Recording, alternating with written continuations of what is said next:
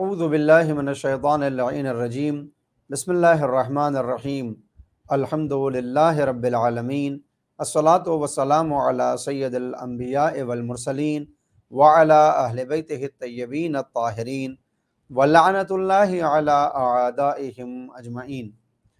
बिस्मिल्लाहिर रहमानिर रहीम। हाज़रीन व सामईन, एक बार फिर हुसैनी चैनल की तरफ से आप तमाम हज़रात की खिदमत में हाज़िर हूँ। आज लेकर 16वें दिन की दुआ। 16वें दिन में हम खुदावंद आलम से जो दुआ तलब करते हैं वो कुछ इस तरह से है। अल्लाहुम्मा वफ़्फ़िक़नी फ़ीही लिमवाफ़िक़तिल अबरार व जन्निबनी फ़ीही मुराफ़िक़तिल अशरार व आविनी फ़ीही बिरहमतिका इला दारिल क़रार बिइलाहियतिका या इलाहल आलमीन। बारह इलाहा, इस महीने में मुझको नेकोकार लोगों के साथ करार दे और बदकिरदार लोगों की रफ़ाक़त से बचा, और इस महीने में मुझको अपनी रहमत से पनाह दे आलम जावेदानी में। ऐ तमाम जहानों के खुदा, तुझको वास्ता है अपनी खुदाई का।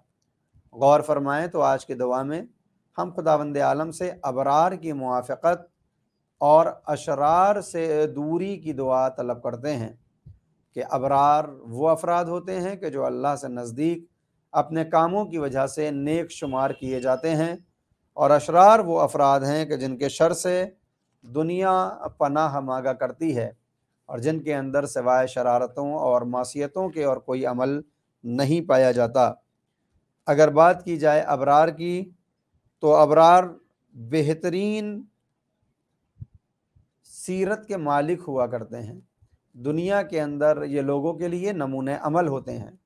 हमने इस दुनिया में भी देखा है जो नेक अफराद होते हैं उनकी मिसालें दी जाती हैं, और जब बंदा वाकई माना में नेक हो जाए और अल्लाह के नज़दीक हो जाए तो सिर्फ दुनिया में उसकी मिसाल नहीं दी जाती, बल्कि अर्श इलाही के ऊपर खुदावंद आलम फ़ख्र व मुबाहात करता है मलाइका के सामने इस इंसान के मुताल्लिक़ कि जब बंदा अल्लाह से नज़दीक होता है और नेकी में ज़िंदगी गुजारता है तो खुदावंद आलम अपने मलाइका से ये कहता हुआ नज़र आता है कि देखो, तुम इसी इंसान और इसी आदमी की खिलाफत के ऊपर मोतरिज़ थे, आज ये कितना नेक और कितना बाकिरदार होकर उन आमाल व अफ़आल को अंजाम दे रहा है जिनका हमने हुक्म वाजिब के तौर पर दिया, और उन चीज़ों को भी अंजाम दे रहा है जिनको मैंने मुस्तहब करार दिया है।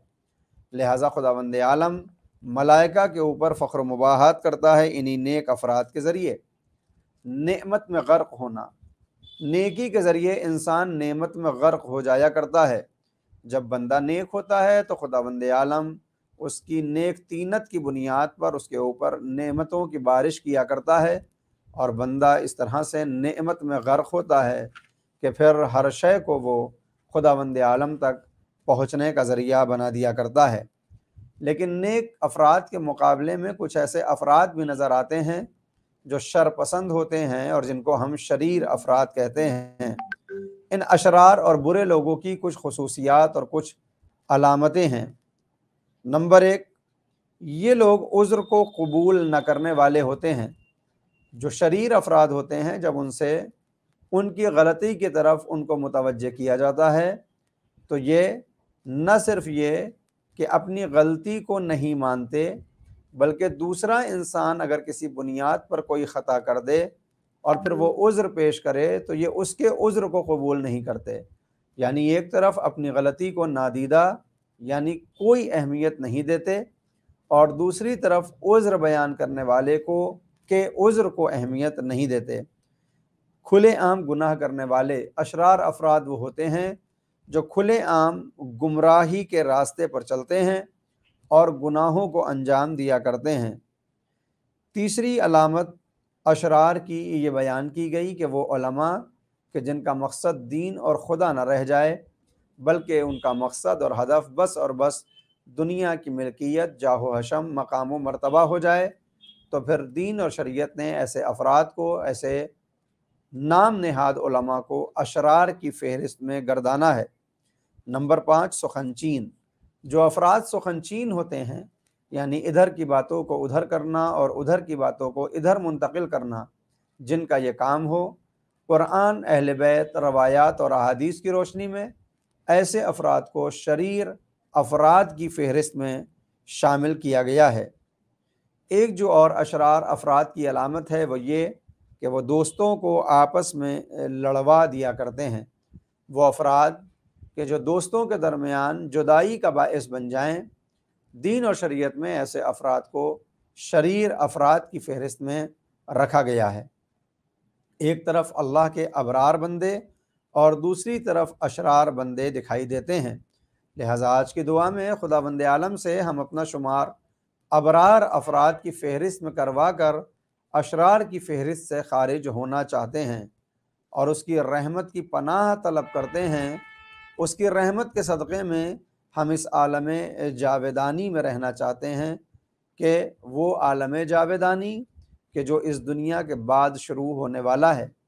یہ دنیا جتنے بھی روز کی ہے، ہمیں جتنی بھی عمر عطا کی جائے بالآخر تمام ہو جانے والی ہے، لیکن مرنے کے بعد جو زندگی ملنے والی ہے وہ کبھی بھی نہ ختم ہوگی اور نہ کبھی اس پر زوال آئے گا۔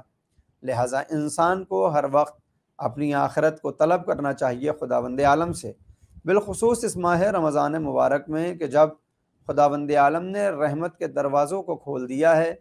اللہ کی رحمت کے حصول کے لیے بندے کو آخرت کی طرف متوجہ ہو جانا چاہیے۔ ہم 11 مہینے تو مادی دنیا کی طرف بڑھتے ہیں اور اس دنیا کو حاصل کرنے کے لیے جتن کیا کرتے ہیں۔ کم از کم اس ایک ماہ یعنی ماہ رمضان المبارک میں ہی اپنی آخرت کا خیال کریں۔ حالانکہ روایات میں یہ وارد ہوا کہ صرف ایک ماہ نہیں بلکہ انسان کو ہر پل اپنی آخرت کا خیال رکھنا چاہیے، اس لیے کہ اصل قرارگاہ اور مسکن اور منزل انسانی وہی قبر اور قبر کے بعد کی منزلیں ہی ہونے والی ہیں۔ اس دنیا کو ایک دن ختم ہو جانا ہے، اس جسم کو ایک دن فنا ہو جانا ہے اور موت کا ذائقہ ہمارے نفس کو چکھایا جانے والا ہے۔ لہٰذا قبر کی تاریکی میں، محشر کے میدان میں، اس ہو کے عالم میں اگر ہم یہ چاہتے ہیں کہ سب کی طرح شرمندہ نہ ہوں تو پھر ہمیں اپنی قبر کو بہتر بنانے کے معاملات کو اسی دنیا میں انجام دینا ہوگا۔ محشر کی صعوبتوں کو ختم کرنے کی ترکیبیں بھی اسی دنیا میں ایجاد کرنی پڑیں گی۔ خداوند عالم سے دعا ہے کہ معبود اس ماہ مبارک رمضان میں ہمیں ویسا بندہ بننے کی توفیق مرحمت فرما جیسا بندہ تو ہمیں دیکھنا چاہتا ہے۔ عنقریب یہ ماہ مبارک تمام ہو جائے گا، ہم کو اسی ماہ مبارک میں اتنی توفیق دے کہ اگر ماہ رمضان تمام بھی ہو جائے تو شیطان کا قبضہ اور غلبہ اور تسلط ہمارے اوپر نہ ہونے پائے اور ہم تیرے بندے بن کر زندگی گزاریں، شیطان کے کارندے بن کر زندگی نہ گزاریں۔ انشاءاللہ اس ماہ مبارک رمضان میں آپ حضرات تلاوت قرآن کریم کے ساتھ دعاؤں کی بھی تلاوت میں مشغول ہوں گے۔ ہم سب کو اپنی دعائے خیر میں یاد رکھیں۔ انشاءاللہ پھر ملاقات ہوگی انہی مختصر دعاؤں کی مختصر سی وضاحت میں۔ تب تک کے لیے خدا حافظ وآخر دعوانا ان الحمد للہ رب العالمین، والسلام علیکم ورحمۃ اللہ وبرکاتہ۔